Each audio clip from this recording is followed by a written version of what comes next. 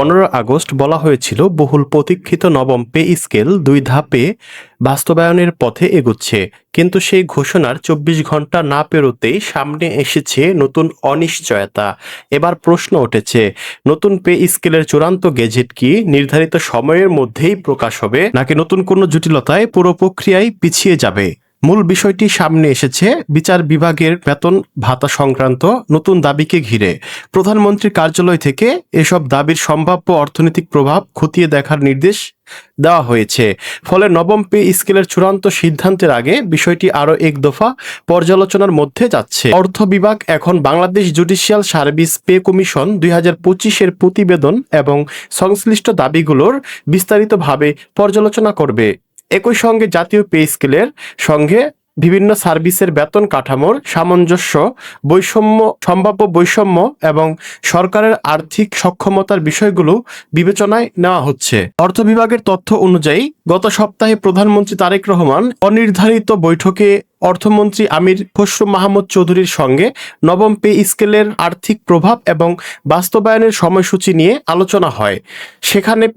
সেখানে পে কমিশনের সুপারিশের পাশাপাশি জুডিশিয়াল সার্ভিসের দাবিগুলো আরও যাচাই করার নির্দেশ দেওয়া হয়। এর সঙ্গে রয়েছে সরকারের বর্তমান আর্থিক চাপ, উচ্চ মূল্যস্ফীতি, বাড়তে থাকা জীবনযাত্রার ব্যয় এবং নতুন বেতন কাঠামো বাস্তবায়নে সরকারের অতিরিক্ত ব্যয় সবকিছু বিবেচনায় নেওয়া হচ্ছে। তাই পে স্কেলের বাস্তবায়ন আরও কিছুটা পিছিয়ে দেওয়া যায় কিনা সেটিও আলোচনায় রয়েছে। এদিকে জুডিশিয়াল সার্ভিস বেতন কাঠামো নিয়ে অর্থমন্ত্রীর নেতৃত্বে গঠিত 7 সদস্যের উচ্চ পর্যায়ের কমিটি শীঘ্রই বৈঠকে বসবে। 12 আগস্ট এই বৈঠক হওয়ার কথা থাকলেও সদস্যদের অনুপস্থিতির কারণে তা অনুষ্ঠিত হয়নি। পরবর্তী বৈঠক জুডিশিয়াল সার্ভিস পে কমিশনের পূর্ণাঙ্গ প্রতিবেদন উপস্থাপন করা হবে। সেখানে বিচারকদের বেতন, ভাতা, অন্যান্য সুবিধার প্রস্তাবিত কাঠামো বাস্তবায়নে সরকারের অতিরিক্ত কত ব্যয় হবে এবং সে অর্থের সংস্থান কিভাবে করা হবে এসব বিষয় গুরুত্ব পেতে পারে। তবে এর মধ্যেই 12 আগস্ট মন্ত্রিপরিষদ সচিব নাসিমুল গনির নেতৃত্বাধীন সচিব কমিটি জাতীয় বেতন commission, judicial service pay commission এবং সশস্ত্র বাহিনী বেতন কমিটির সুপারিশ পর্যালোচনা করে নতুন প্রস্তাব চূড়ান্ত করেছে। সেই প্রস্তাবে গ্রেড ভেদে মূল বেতন সর্বোচ্চ 100 থেকে 140% পর্যন্ত বাড়ানোর সুপারিশ রয়েছে। বিশেষ করে নিম্ন গ্রেডের কর্মচারীদের তুলনামূলকভাবে বেশি বেতন বাড়ানোর প্রস্তাব করা হয়েছে। পাশাপাশি রাখা হয়েছে 2 ধাপে বাস্তবায়নের পরিকল্পনা। প্রথম ধাপে মূল বেতন বাড়ানো এবং পরের বছর বাড়ি ভাড়া, চিকিৎসা, অন্যান্য ভাতা কার্যকর করার বিষয়টি বিবেচনায় রাখা হয়েছে।